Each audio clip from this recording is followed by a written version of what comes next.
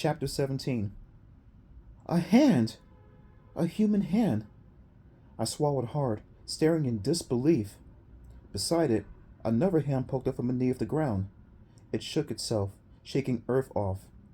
Both hands reached up, making grasping motions, curling and uncurling fingers. Frozen in silence, I squinted into the eerie pale light and watched more hands pop up from beneath the ground. They shook off soil and stretched. Bony arms stretched up from the grass. The hands opened and closed. The fingers curled and made grabbing motions. A dozen hands poked up, now a dozen more, shimmering yellow and green in the moonlight. Hands reaching up from the ground, grabbing at air, pushing the earth aside, stretching.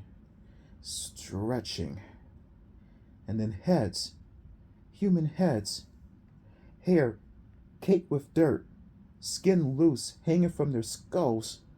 Head after head poked up from the soil.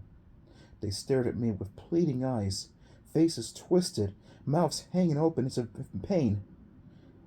"Take me with you," one of them called in a dry whisper. "No, take me," another croaked. "Take me with you. Take me with you." The chant went up, and they reached for me, all of them, reaching from under the soil, hands curling and uncurling, eyes, vacant, sunken eyes, pleading, "Take me with you." How can this be happening? How can dead people poke up from the ground? Were they really dead? What was going on? I wondered. I shut my eyes, forced myself to spin away from the ugly, frightening sight. And then, with a lurching start, I ran full speed, leaning forward, my arms outstretched. My legs felt wobbly and weak. My throat tightened until my breath escaped in wheezing gasps.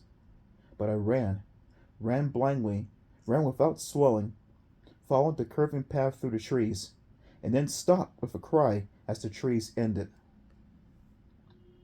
As the ground ended, and I stared at a deep gash in the ground, a break, a split in the earth. The ravine? Yes, I had found it. I had returned to it. Raven's ravine stretched darkly in front of me. "Oh, thank goodness," I sighed. I bent forward, lowering my hands to my knees, and waited to catch my breath. Waited for my head to stop spinning, for my temples to stop throbbing. I stood there hunched over for a minute, maybe two, breathing, and staring at the narrow ravine. I jumped it once, I told myself. I could jump it again, and then I'll be home. Then I'll be away from this empty, frightening place.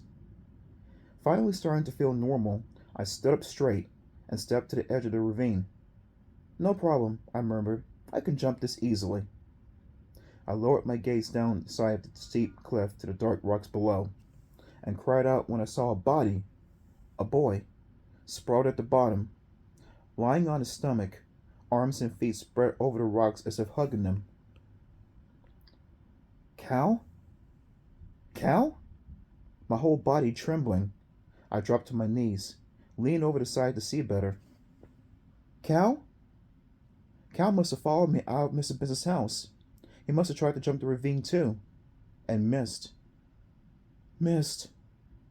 And now my friend, my best friend, lay there, crushed, stretched out over the rocks, lifeless and unmoving. "Cal!" I called down to him, my voice hoarse and trembling. "Cal, are you alive?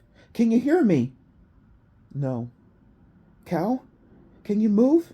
Can you—" Whoa. Wait. I grasped the edge of the ravine and leaned further over the side. Leaned until I nearly fell in. "Cal?" No, not Cal. Squinting hard, leaning as far as I could, I saw that it wasn't Cal spread on the rocks below. Not Cal. Not Cal. Not Cal. It was me.